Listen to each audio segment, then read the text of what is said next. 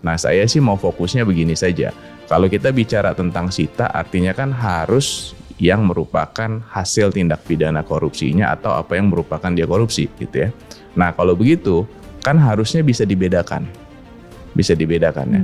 Hartanya si debitor pilot, budel pilot dengan harta hasil tindak pidana korupsi. Pada saat belum adanya putusan pengadilan yang ingkrah dan kurator merasa barang ini belum menjadi barang milik negara, apakah kurator bisa mengajukan keberatan sampai memang adanya putusan yang ingkrah? Terlepas dari ada kepentingan yang sangat besar, ini karyawannya Sritek akan diserap kemana?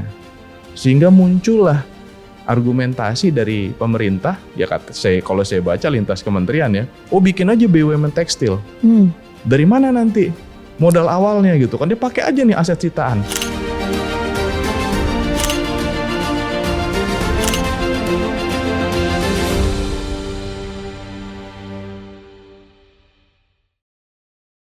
Halo, kembali lagi dengan saya Nadine Kristalia Gautama pada podcast Perspektif Publik yang diselenggarakan oleh Lembaga Kajian Hukum Keuangan Publik dan Perpajakan bekerja sama dengan kelompok riset Hukum Keuangan Publik dan Perpajakan Fakultas Hukum Universitas Indonesia.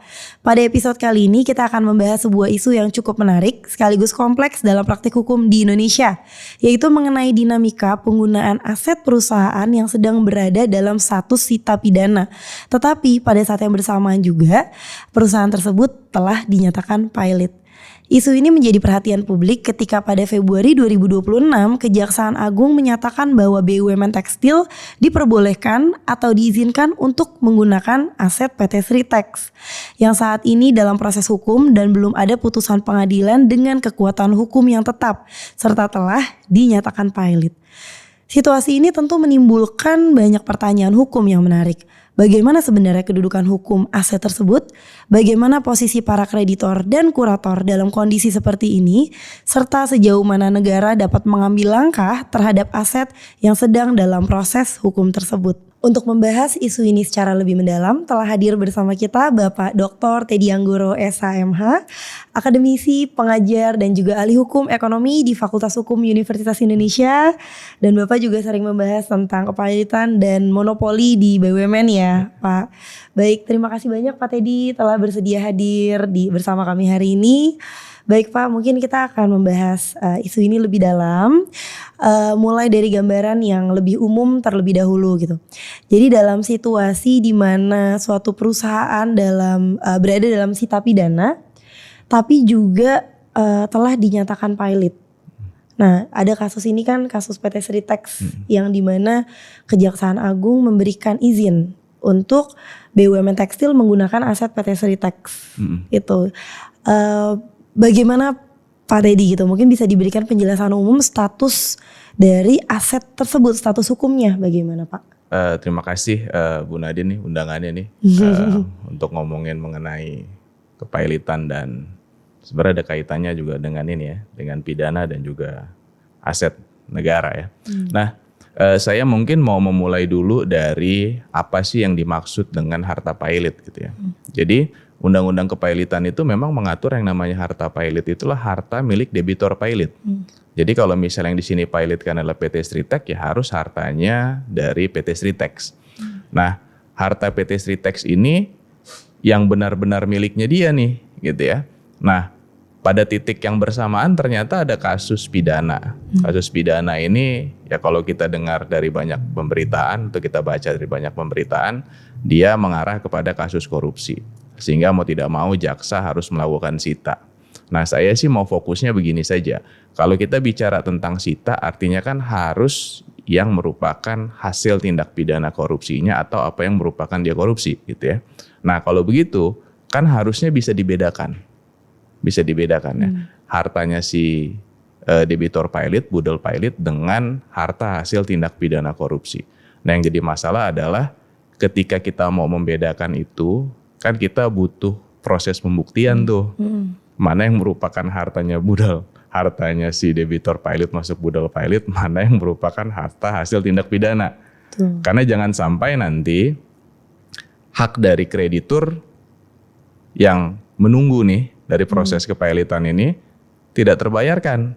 Dan jangan sampai juga nanti hasil tindak pidana yang merupakan keuangan negara tadi itu ya, yang nggak didapatkan juga oleh negara. Jadi lagi-lagi nih bicara tentang bagaimana membuktikannya nih. Gitu. Pastian hukumnya juga ya Pak. Ya pasti kan juga ada kekhawatiran dari kreditur terhadap bagaimana nih nasibnya kami, apakah kami akan dibayar gitu. Nah untuk itu apakah kreditur itu bisa tetap mendapatkan haknya untuk dibayarkan? Karena kan berarti sekarang statusnya masih dipertanyakan nih. Apakah ini pertama-tama yang harus kita ketahui adalah posisinya aset ini jadinya adalah aset si debitur apa bukan? Ya karena ternyata bisa dibuktikan bahwa aset ini bukanlah milik debitur. Dari awal mulanya ini bukan milik debitur, bagaimana kepastian hukum terhadap kreditur, nasibnya kreditur ini jadinya bagaimana kira-kira Pak? Iya. Sebelum kita masuk ke bagaimana nasib kreditur, apakah dia dapat pembayaran ya dari harta pailit itu, kan yang jadi masalah ini ada sita pidana, di mana sita pidana ini kalau menurut pemberitaan kan akan digunakan untuk membuat BUMN baru di bidang perstekstilan, jadi untuk menyelamatkan gitu ya, tenaga kerja dan lain-lain gitu ya. Kemudian di satu sisi tadi ada harta pailit. Nah pailit ini kan sita umum ya, jadi ini kayak sita keperdataan yang disebut sita umum dalam konteks kepailitan karena harus bersifat kolektif. Di satu sisi ada sita pidana nih. Nah kan orang suka membentur-benturkan nih Bu Nadine nih. Ini kalau sita pidana dengan sita umum harus lebih tinggi mana? Pokoknya kalau anak-anak perdata bilangnya pasti sita umum. Betul. Iya kan anak perdata sita umum, nggak mungkin dia ngomongin sita pidana. Tapi anak-anak pidana nggak ada. Pidana itu kan publik, dia harus didahulukan gitu. Nah tapi saya itu setelah mempelajari cukup lama lah ya kepailitan ini, terus nyusun undang-undang juga udah 10 tahun ini, saya akhirnya bisa ngebelah tuh mana yang merupakan masuk sita umum, mana yang merupakan masuk sita pidana. Nah saya ngelihatnya begini, tadi ya undang-undang kepailitan bilang yang dimaksud dengan harta pailit atau budal pailit lah harta milik debitor pailit. Milik ini kan artinya yang harus benar-benar dia miliki. Seperti saya contohkan misalnya gitu ya, ada orang gitu ya, atau jangan orang lah, saya lah gitu misalnya, saya korupsi. Terus saya punya rumah nih di Kebayoran, atau misalnya di Pondok Indah, atau di Pejaten, di Kemang gitu. Itu saya dapat dengan hasil tindak pidana korupsi. Begitu saya pailit, rumah saya yang saya punya itu secara hukum dia nggak boleh masuk sebagai budal pailit. Kenapa? Karena itu adalah hasil tindak pidana. Ya kan? Nah itulah yang dimaksud dengan sita pidana. Jadi kalau kita ngelihat sita pidana itu kan jatuhnya kepada yang merupakan hasil tindak pidana atau alat yang digunakan untuk melakukan tindak pidana terkait dengan tindak pidana. Nah kalau yang hasil tindak pidana ini menurut saya di luar dari harta pailit. Nah tapi kan yang kita bilang di diskusi sebelum tadi, kalau kita mau bicara apakah ini harta pailit, apakah ini harta hasil tindak pidana, kan butuh pembuktian. Betul. Jadi artinya untuk menentukan bahwa dia tindak pidana atau tidak ya harus masuk dalam proses persidangan nih gitu kan. Ya harus inkrah lah. Kenapa? Karena ini kan ranah harta. Ranah harta ini ranah hak asasi manusia. Saya mau contohkan ke Bu Nadine gini misalnya. Saya punya uang di kantong cuma Rp1.000. Ini nggak ada satu orang pun yang berhak ngambilnya. Baik. Kalau orang mau ngambil di kantong saya ini, ya dia harus minta penggeledahan, penyitaan kepada pengadilan. Karena ini hak asasi manusia. Betul. Ini kan sama juga nih, harta belum jelas nih. Indikasi ke situ ada, tapi tetap harus melalui proses pengadilan. Nah, balik pertanyaannya. Kalau memang negara sudah sangat meyakini meskipun belum inkrah gitu ya, atau prosesnya belum jalan, bahwa ini adalah hasil tindak pidana gitu ya. Nah, artinya yang akan didapatkan oleh si kreditur itu di luar dari yang hasil tindak pidana itu gitu.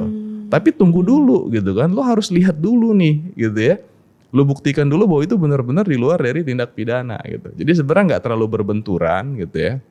Tapi mungkin ekspektasi dari kreditur yang berubah nih. Kan kreditur itu menangkap semua ini adalah asetnya debitur pailit. Padahal secara konsep bisa dibelah tuh, mana yang merupakan aset rela debitur pailit, mana yang merupakan hasil tindak pidana gitu. Nah di situ biasanya nanti kreditur itu shock. Kok nggak sebanyak yang saya kira. Iya.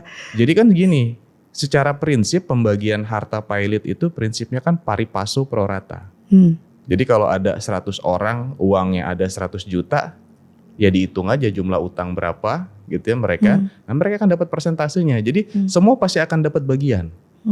Cuma yang saya bilang tadi, kalau misalnya mereka membayangkan harta hasil tindak pidana korupsi itu masuk, kan dia membayangkan pengembaliannya pasti lebih besar nih.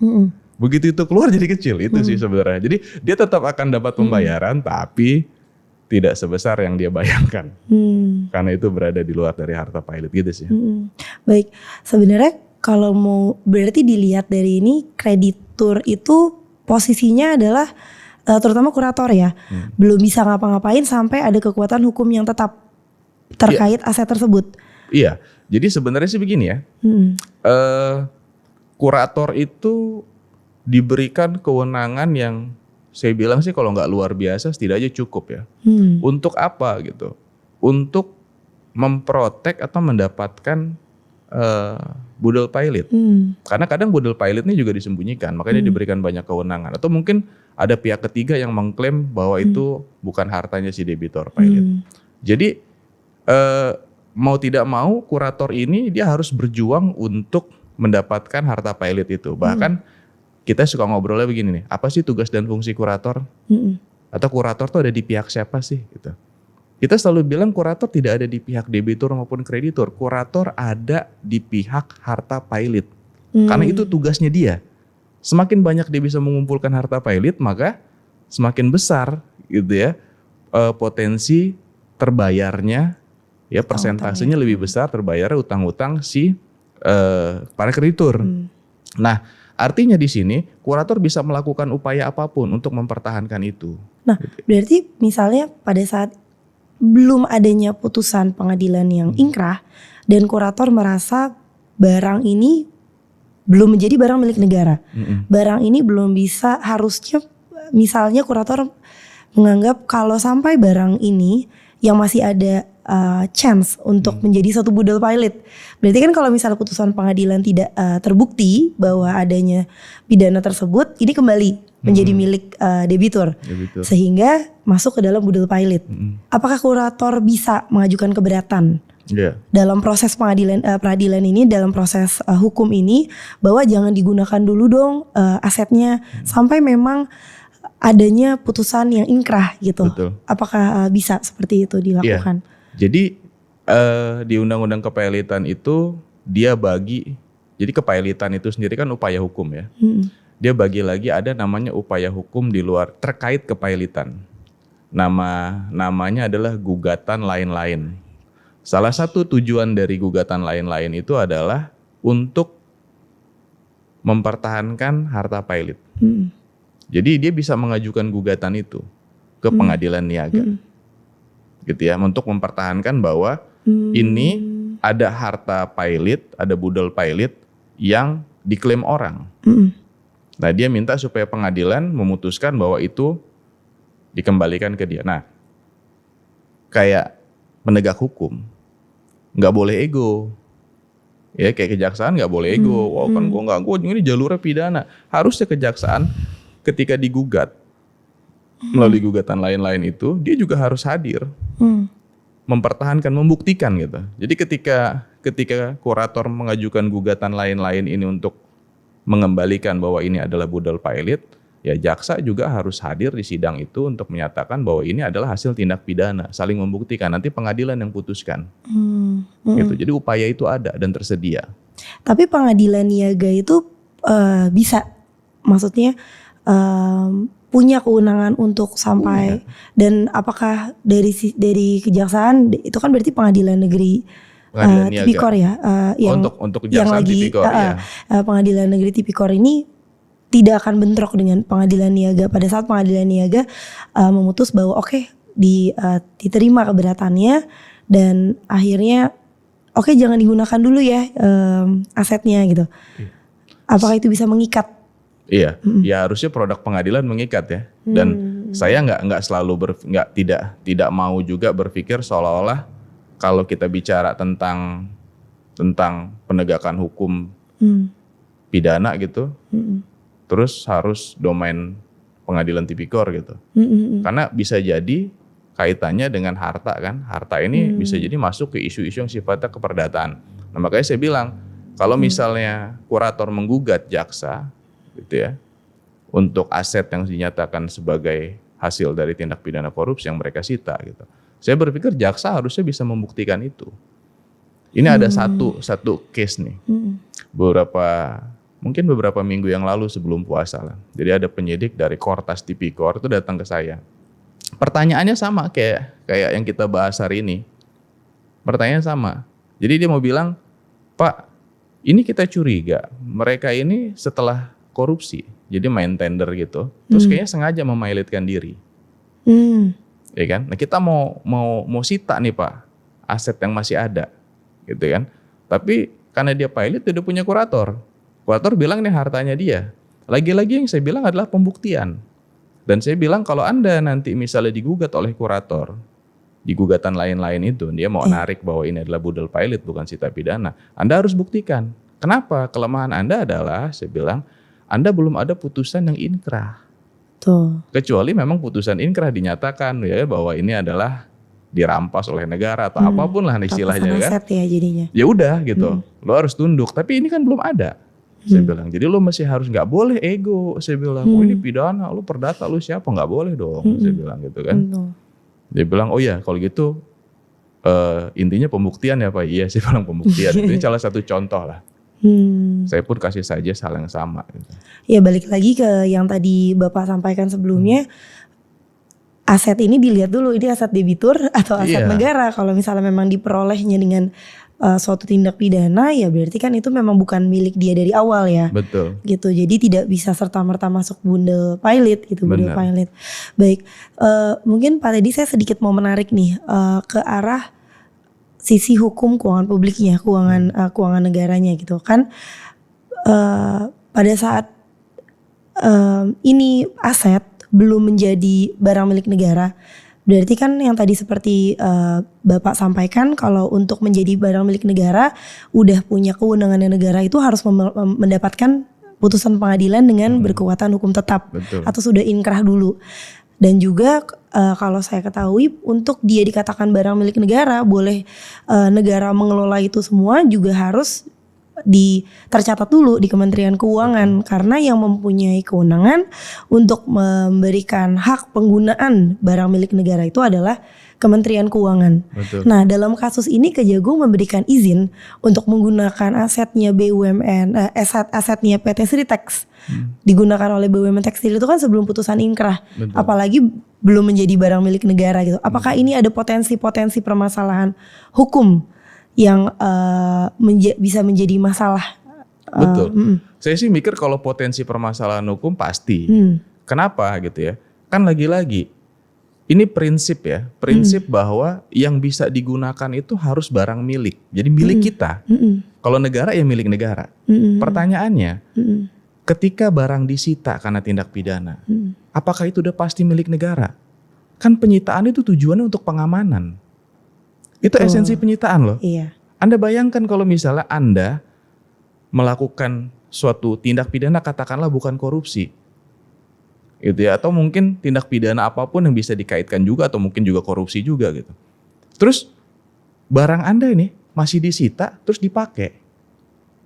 Kan artinya apa? Negara sudah melanggar hak asasi manusia, itu loh yang jadi masalah. Jadi isu pertama adalah ini kan harus jadi barang dulu, ya masih jadi miliknya negara dulu, gitu ya. Bagaimana supaya jadi caranya milik negara? Ya tentu melalui putusan pengadilan, ya dirampas lah, dinyatakan bahwa ini adalah milik negara, gitu ya.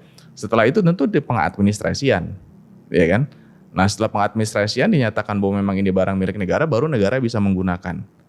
Ya, nah saya itu membayangkan begini, saya nggak tahu ya, saya pernah dengar gitu ya, katanya ada peraturan kejaksaan di Kejaksaan Agung itu, yang bahkan dia membolehkan untuk dilakukan eksekusi penjualan, gitu ya, dikarenakan barang bisa jatuh nilainya. Nah saya membayangkan kayaknya sebelum inkrah. Jadi mungkin mereka mencoba menganalogikannya dengan kondisi itu kali. Baik. Jadi mereka bilang, kalau dijual aja boleh, masa digunain nggak boleh? Berarti asas praduga tak bersalah juga tidak berlaku di situ ya. Karena kan sebelum adanya putusan pengadilan ya semuanya masih dianggap belum bersalah gitu ya. Betul. Menarik sekali. Jadi pendekatannya kalau saya lihat terlalu publik. terlalu kepentingan negara Kepentingan publik, seolah-olah iya. gitu ya, soal kepentingan negara. Padahal sebenarnya kan kepentingan negara itu atau kepentingan publik itu kan disusun oleh kepentingan privat gitu ya. Kepentingan privat jadi di kepentingan publik. Betul. Coba bayangkan kalau misalnya orang dengan kepentingan oh ini karena negara, karena ini macam-macam lah gitu. Kita harus ambil nih segala macam. Sedangkan si pemilik Sritek ini atau si perusahaan si PT Sritek ini ya dalam tanda kutip itu masih barang dia sampai saat ini meskipun disita. Kan esensinya begitu. Berarti itu juga masih bundel pilot, masih karena dia sudah dinyatakan pilot ya.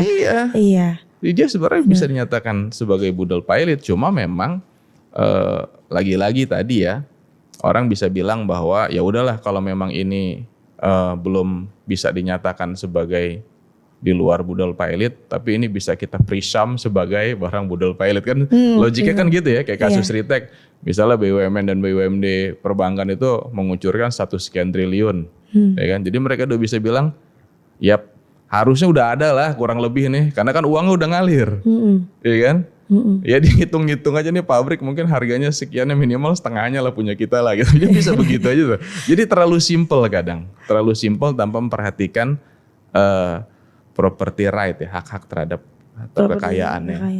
Tapi kalau misalnya di hukum kepailitannya sendiri, Pak, ada nggak aturan yang mengatur bahwa selama aset ini dalam proses proses hukum gitu misalnya, tidak boleh dihitung sebagai budal pilot atau tidak boleh dieksekusi ataupun diproses apapun gitu.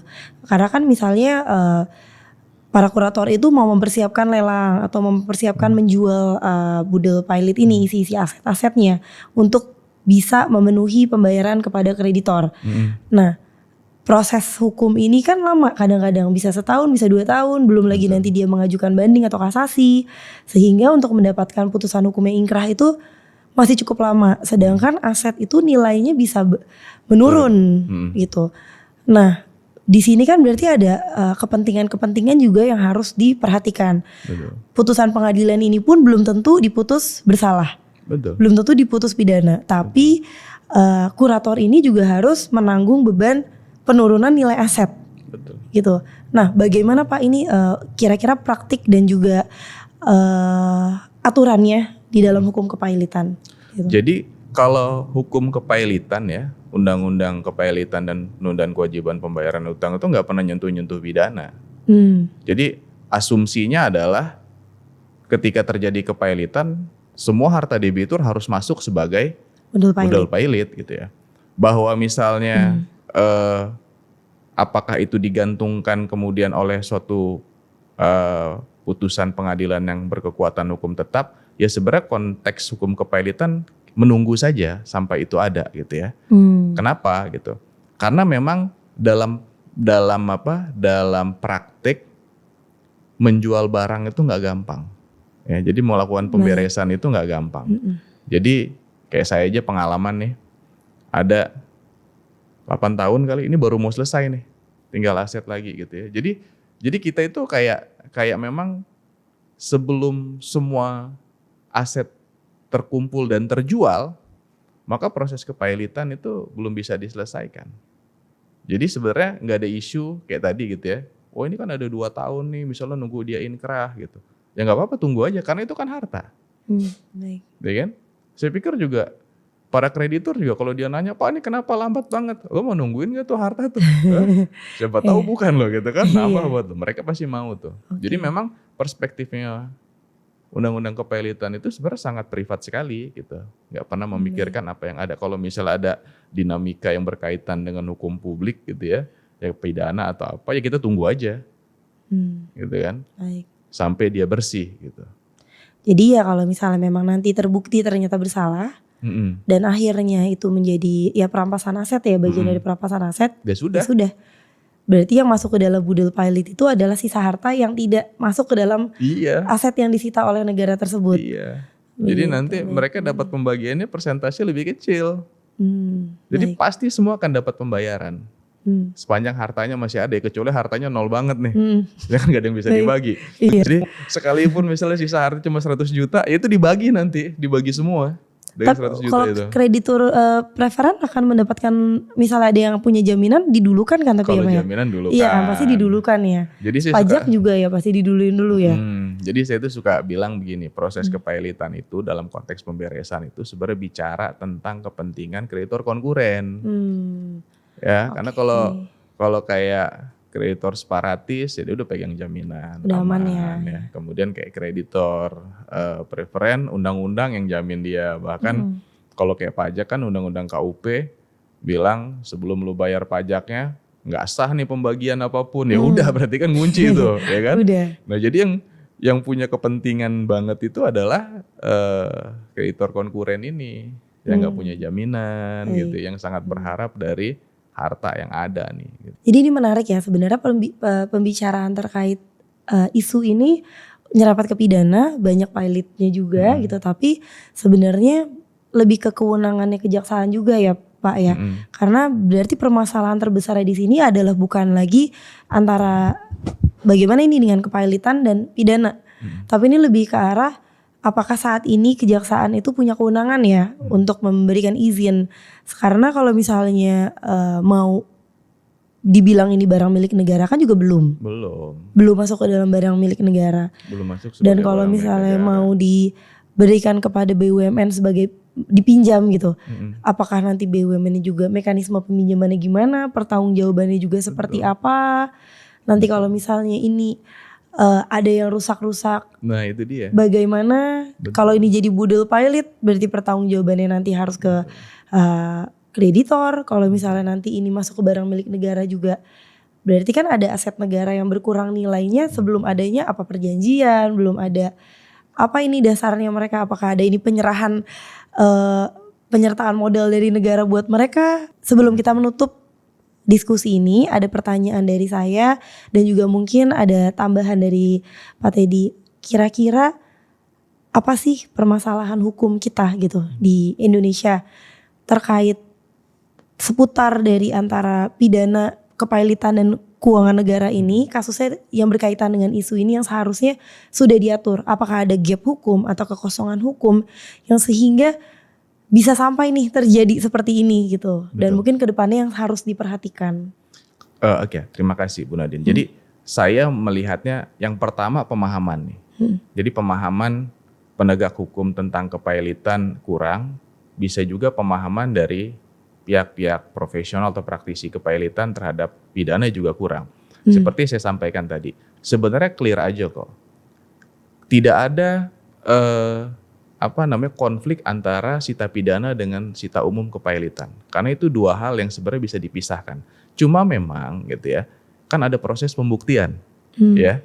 Jadi ketika mau dibilang ini sita pidana ya tunggu dulu dong sampai inkrah gitu kan. Kalau memang dinyatakan di putusan yang sudah inkrah bahwa ini milik negara tuh ya, dirampas oleh negara, ya harus dilepas gitu ya. Nah demikian juga sebaliknya nih gitu ya. Nggak boleh juga kepailitan merasa bahwa ini kan spektrumnya itu spektrum privat, undang-undang kepailitannya murni privat, nggak ngurus-ngurus pidana gitu ya. Nah nggak boleh itu juga, itu jadi kondisi itu pemahaman. Terus yang kedua, saya pikir juga butuh regulasi ini yang menegaskan itu. Nah kita sebenarnya di amandemen undang-undang kepailitan memang kita sudah mengatur ya di amandemen nih. Ya meskipun substance-nya kurang lebih saya belum tidak berani menyampaikan in detail, tapi kurang lebih kita mau posisikan bahwa ini bukan dua hal yang berkonflik gitu ya, tapi dua hal yang memang butuh pembuktian, yang pembuktian itu tentu butuh proses hukum yang inkrah gitu ya. Jadi kita clearkan di situ tuh.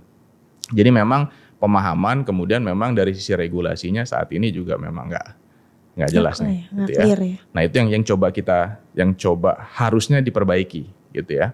Ya saya di sini juga mengkampanye pemahaman itu, terus kemudian di tim RU undang-undang juga berusaha untuk memperbaiki itu gitu ya. Terus kemudian kaitannya dengan keuangan publik.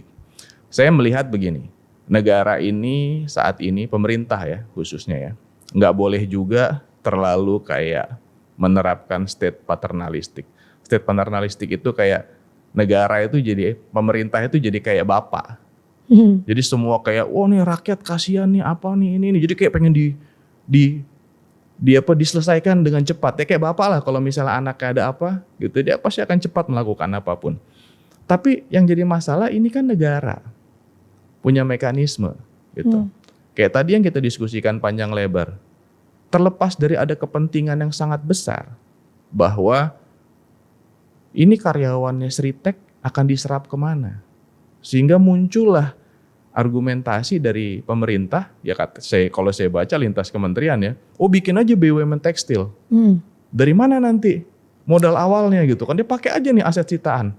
Menurut saya itu dari konsep state paternalistik bagus, tapi yang jadi masalah karena ini adalah negara, kan harus ada mekanisme. Nggak bisa loncat gitu. Jadi saya ngelihat memang belakangan ini, ya mungkin udah hampir 5-6 tahun belakangan ini sering begitu. Jadi ada tujuan yang dianggap bagus, hukum itu dilewatin aja, gitu ya. Padahal sebenarnya hukum juga bisa diatur dengan baik gitu. Misalnya dengan proses pengadilan yang percepat, yang lebih konsisten gitu ya. Saya juga agak bingung, kan saya punya pengalaman praktisi juga udah belasan tahun gitu ya. Saya bingung kalau di Indonesia ini sidang seminggu sekali. Jadi kalau mau sidang berikutnya minggu depan. Di hari yang sama bahkan. Di hari yang sama. Betul. Sedangkan kalau kita ke luar negeri sidang berperkara, sidang itu yang namanya pembuktian tuh fokus. Jadi kalau 2 minggu habis-habisan. Jadi maksudnya proses itu kan sebenarnya bisa dipercepat. Bisa di-speedy gitu, dipercepat gitu. Jadi kayak negara punya tujuan apa, butuh legalitas gitu ya. Butuh dasar hukumnya, butuh landasan hukumnya. Ya udah kejar. Artinya harus ada yang diperbaiki nih prosesnya nih. Kalau ini kan enggak. Jadi kayak negara itu ketika mau sesuatu dengan alasan kepentingan yang lebih besar, lewat tuh hukumnya gitu. Itu sih yang kita hindari gitu. Kenapa? Karena kan kita selalu bilang begini, yang berbahaya itu adalah ketika ada kekuasaan tanpa kontrol. Betul. Mungkin yang ini tujuan baik, tapi kita nggak tahu nanti ada kasus lain diganggu oleh moral hazard, ya kan? Itu justru jadi rusak tuh. Itu yang jadi resiko sih Bu Nadine kalau saya lihat. Baik. Terima kasih banyak Pak Teddy atas waktunya dan telah berkenan juga hadir dalam podcast ini. Dengan senang hati. Mungkin cukup sampai di sini Pak kita pembahasannya. Kita terima kasih atas diskusi yang sangat komprehensif. Insya Allah semoga bermanfaat buat semua audiens yang nonton di podcast ini. Terima kasih banyak Bapak. Ya, selamat pagi. Diskusi ini menunjukkan bahwa dalam praktik pengelolaan aset seringkali berada di persimpangan berbagai rezim hukum. Dari perspektif hukum keuangan negara, kepastian mengenai aset dan tata kelola tentu menjadi sangat penting agar tidak menimbulkan konflik kewenangan maupun ketidakpastian hukum bagi para pihak yang terlibat. Tidak terasa kita sudah sampai di penghujung podcast hari ini. Terima kasih kepada para pendengar yang telah mengikuti diskusi sampai akhir.